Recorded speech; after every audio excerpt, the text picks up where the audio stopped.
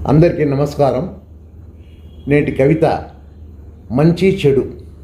రచన సమర్పణ చిరావురి మదన్ మోహన్.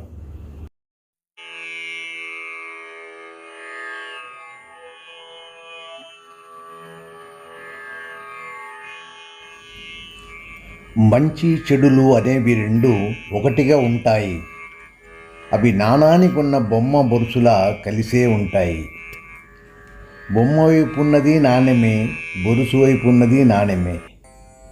ఎటువైపైనా విలువ వీర్యం ఒకేలాగానే ఉంటాయి. నేటి మంచే రేపటి చెడులుగా, రేపటి చెడులే ఆపై మంచిగా వేషధారణలు మారుస్తుంటాయి. ఎండాకాలపు గొడుగు చెప్పులు వానాకాలంలో విసుగులు, ఎండాకాలపు గొడుగు చెప్పులు వానాకాలంలో విసుగులు. సాయం సమయపు బడిగంటల ధ్వని ఇచ్చే ఆనందం వేరు. అదే గంటలు పగటి పూటలో పిల్లలకి ఆనందాలు. గడియారంలో కదిలే ముళ్ళులు కొందరికి ఆనందాలను ఇస్తే, అదే కాలము మరో జీవులకు బాధలనిచ్చే ఇంధనం అవుతుంది. కొత్త ఇంటిని కట్టాలంటే కొందరు పాత ఇంటిని పడగొడతారు. మనలో కొత్త గాలిని నింపాలంటే పాత గాలిని తరమాలంట. ఈ ప్రక్రియనే ప్రాణాయామం అంటారంట.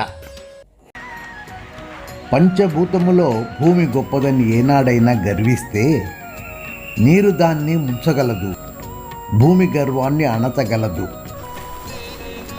నీరు తానే గొప్పదన్న గర్వం తలకెక్కితే రశ్మి దాన్ని మింగేస్తుంది, దాని రూపునే మార్చేస్తుంది. నిప్పులో గర్వం తొణికిసలాడితే గాలి దాన్ని ఆర్పేస్తుంది.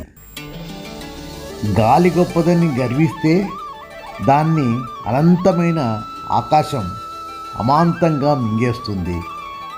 అదే పంచభూతముల తత్వం. అందులో మంచి లేదు, చెడ్డ లేదు అన్న భావనే సిద్ధాంతం. వ్యవసాయానికి వర్షం మంచిది, ఇటుకల వాముకు వర్షం చెడ్డది. బొగ్గుల గనిలో వజ్రపు నిధులు, నల్లని మబ్బులలో నీటి బిందువులు, అగాధమైన సముద్రాలలో ఆణిముత్యాలు దాగుంటాయి. నల్లనైన పలకలపైన నల్ల బలపంతో రాస్తే తెల్లనైన గీతలు వస్తాయి సరస్వతి రూపంలో. కడుపు నొప్పి అన్నవాడికి విందు భోజనం విషం, వైద్యం చేసే వైద్యులకు విషం కూడా ఔషధం. సూర్యరశ్మి అధికమైతే నీరు ఆవిరవుతుంది. ఋతుపవనంలో మేఘాలు అన్న వర్షాలను ఇస్తుంది, పంటలను పండించి సుభిక్షాన్ని ఇస్తుంది, ఈ భూమికి సుభిక్షాన్ని ఇస్తుంది. మంచి చెడులు అనేవి రెండు ఒక్కటిగా ఉంటాయి.